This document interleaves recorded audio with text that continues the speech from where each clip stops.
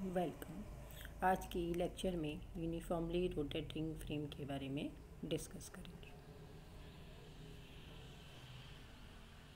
Rotating frame of reference non inertial frame of reference होता है।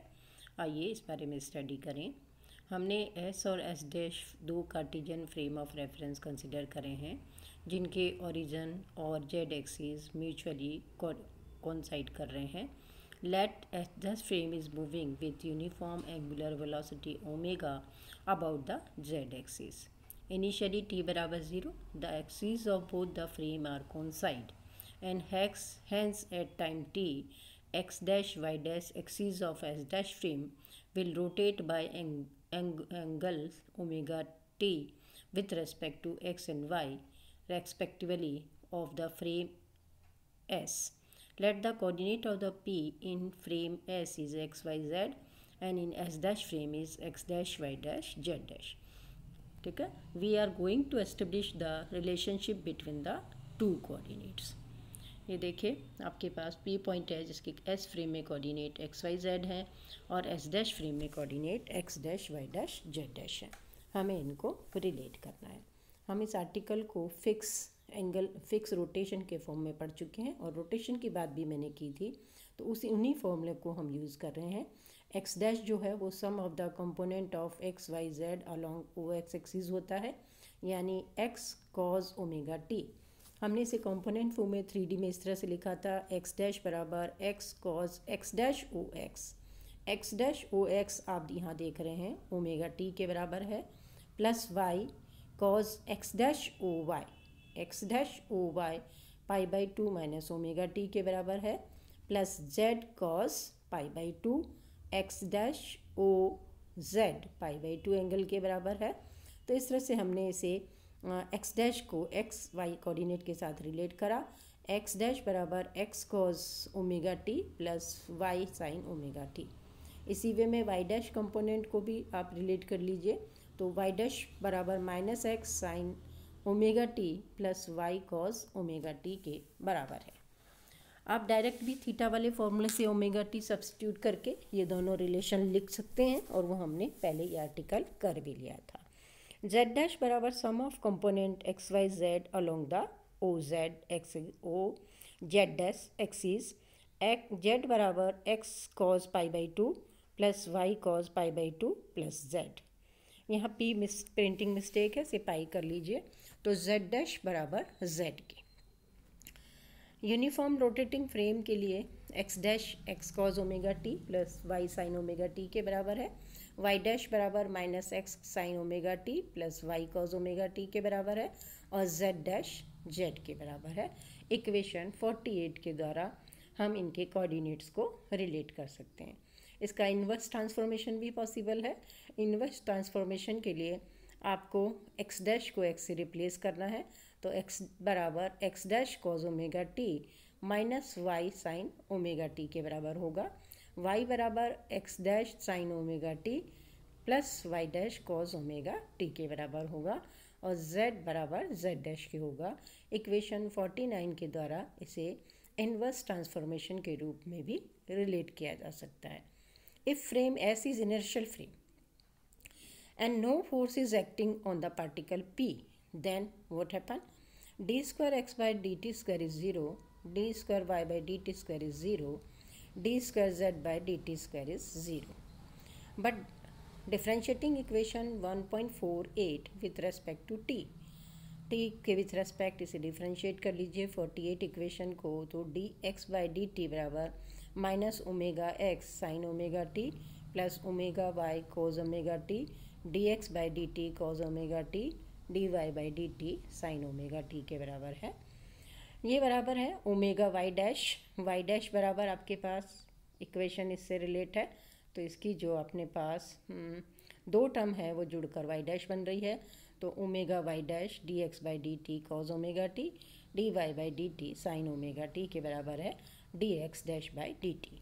इसी तरह से इक्वेशन वाई डैश बराबर minus x sine omega t plus y cos omega t को आप डिफ्रेंशिएट करेंगे विथ रेस्पेक्ट टू टी, तो हमारे पास आ जाएगा d y dash by d t बराबर minus omega x cos omega t minus omega y sine omega t minus d x by d t sine omega t plus d y by d t cos omega T.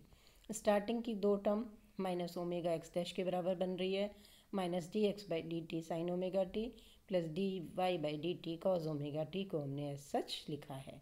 Last D Z dash by d T D Z by d T के बराबर होता है। But again, differentiating above equation with respect to t and then substitute d square x by dt square 0 है, d square y by dt square 0 है, d square z by dt square 0 है, क्योंकि s frame हमारी inertial frame है, वहाँ acceleration 0 है। तो इस इक्वेशन को आप जो आपको यहाँ दिखाई दे रही है d x dash by d t is omega y dash d x by d t cos omega t d y by d t sine omega t, इसे एक बार टी के विथ रेस्पेक्ट और डिफ्रेंशिएट कर लीजिए तो हमारे पास आता है d square x dash by d t square is omega d y by d t minus omega d x by d t sine omega t plus omega d y by d t cos omega t. Omega d y dash by d t को ऐसा सच लिखा हुआ है, last की दो term से omega को common लिया गया और इसके साथ साथ इसे d y dash by d t plus omega x के फॉर्म में लिखा गया। तो इन दोनों को जब आप साथ में लिखेंगे तो आपको यह वहाँ से जो रिलेशन आ रहा है वहाँ से आपको इजीली फाइंड आउट हो जाएगा कि ये d y dash by d t plus omega x dash के बराबर है। तो यहाँ से आपके पास रिलेशन आ गया 2 omega d y dash by d t plus omega square x dash.